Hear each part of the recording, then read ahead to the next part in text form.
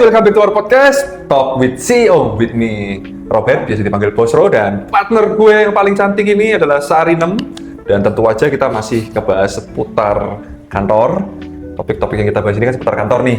Topik yang hari ini kita bawakan adalah apakah ketika setiap hari Senin sakit dan setiap gajian sehat itu bos harus sadar atau harus sabar. Kalau menurutku ya bos perlu sabar lah. Dan bos ini perlu pinter-pinter buat membaca situasi. Kalau Sarinem gimana nih? Nah, oke, dipuji nggak tumbang ya teman-teman.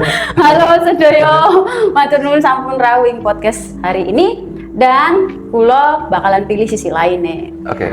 Kadangkala gini, karyawan itu sering kali manipulatif, pilih-pilih kerja, dan ngatur timing sesuai pas tanggal gajian atau pas ada bonus dicairkan. Oke. Nah, di sini bos harus sadar supaya nggak diakali terus sama karyawan. Dan ketika bos sadar, bos bisa ngambil langkah buat memanage kerjaan supaya fairness di tempat kerja tetap ada. Oh, gitu ya, Nem ya. Oke, bukannya kalau libur harusnya setiap gajian ya kan? Makanya masih banyak toh. Yuk, kita bakal bahas ini sampai tuntas dan semoga kalian bisa dapat insight-nya. Oke, kita mulai dari definisinya dulu. Oke. Ketika hari Senin selalu sakit, itu sering kita sebut dengan sindrom Monday Blues. Kayak orang habis lahiran itu ada namanya baby blues, tapi ini bukan baby blues ya, ini Monday Blues. Oke. Yaitu ketika karyawan mengambil kesempatan cuti di awal minggu. Dan kok bisa tiba-tiba sehat ketika gajian? Menurut aku ini masih pola psikologis yang normal dan ya masih bisa dimaklumi lah. Wah, nah iku keapian bos nek dimaklumi terus ya. Kadang memang sakit di hari Senin itu disengaja kok. Nah, kenapa disengaja? Karena sakit itu digunakan untuk manfaat pribadi. Oke.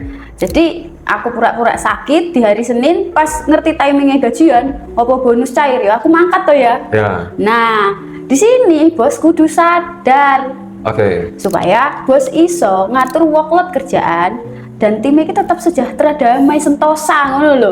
Oke, ya. Tadi kan Sarinem bilang bahwa hari Senin ini bisa pura-pura sakit. Berarti Ya. sakit bisa kayak, oh, aku lagi sakit jadi nggak berangkat gitu kan. Tapi kalau tadi bilang, ketika mau gajian kan hati yang gembira adalah obat kan. Ya. Tapi menurut aku ini pola ini tuh masih pola psikologis yang masih nggak ekstrim.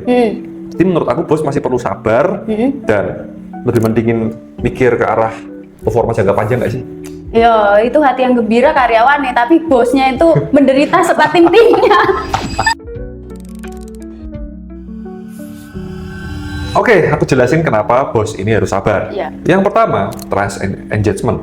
Kalau bos terlalu reaktif, karyawan jadi takut open dan engagementnya pasti turun. Yang kedua, polanya masih manusiawi. Banyak orang itu yang stres dan butuh recovery. Bos sabar sama dengan human approach. Yang ketiga, ada investasi jangka panjang. Sabar dan coaching ini bisa ngerubah kebiasaan buruk menjadi kebiasaan baik.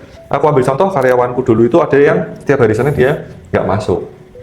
Dengan saya berikan fleksibilitas dan jadwal remote, kemudian saya coaching, 3 bulan kemudian ya produktivitasnya naik dan kedatangannya lebih baik. Iya, iku poin apik bos, tapi ora kabeh karyawanku langsung berubah kayak ngono. Ku kayak dokter ngomong, ojo panik.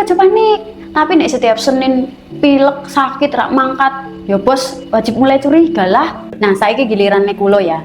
Ngene lho bos. Kadang bos kudu sadar kenapa pola iki muncul. Siji, manipulasi situasi. Beberapa karyawan emang sengaja kok nggak masuk. Deknen ngatur timing pas sakit sesuai benefit, pas gajian mangkat, pas ada bonus mangkat. 2, fairness tim.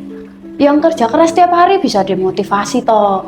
Kalau ada yang tiba-tiba seenaknya aja lo izin. 3, culture perusahaan. Maksudnya ngene, bos kudu aware dan setting polisi dan manage supaya disiplin tetap dijaga. Ojo kabeh-kabeh wis ngerti budayanya elek dipelihara. Contoh, divisi marketingku di tempatku ada yang sering banget cuti setiap Senin. Itu jadi bahan ini loh, bahan review di kantor. Nah, kalau bos misalkan sabar, ya itu nggak fair buat yang lain. Tapi kalau bos sadar, bos bakalan ngatur sistem rewardnya gimana, attendance-nya yang jelas seperti apa, sehingga pola manipulatif ini berhenti dan fairness antar tim pasti meningkat bos. True, awareness itu penting. Tapi jangan langsung panis, tetap sabar dulu aja. Kombinasi coaching dan reward itu memang paling efektif. Kalau bos marah terus tiap hari, bisa-bisa pura-pura sakitnya nambah nih. Jadi hari Jumat juga mereka pura-pura sakit. Jadi kesimpulannya menurut aku, bos harus tetap sabar, bos harus selalu observasi dan memberikan coaching. Jangan asumsi negatif.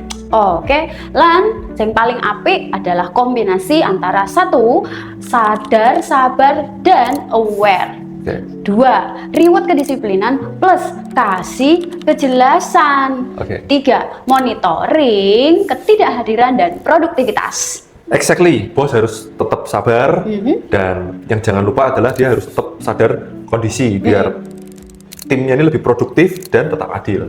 Oke, nah kombinasi yang paling balance itu yang paling apik. Human approach plus management sustainability sama dengan sustainability culture. Oke guys, itulah diskusi kita hari ini dan menurut aku bos harus tetap sabar dan tetap sadar pola dari karyawan supaya fairness dan produktivitas karyawan terjaga. Oke. Dan menurut Sarinem, bos harus tetap sadar dan selalu menghargai dan mengapresiasi orang-orang yang disiplin sehingga semuanya bisa terkombinasi dengan baik, kerjaan pun lancar. Thank you for listening. Jangan lupa follow, like, comment, subscribe, share, dan berikan feedback untuk podcast kita hari ini. And matur nuwun sampun mirengaken podcast punika tetap profesional, tetap harmonis di tempat kerja sedoyo. Terima Matur nuwun. kasih.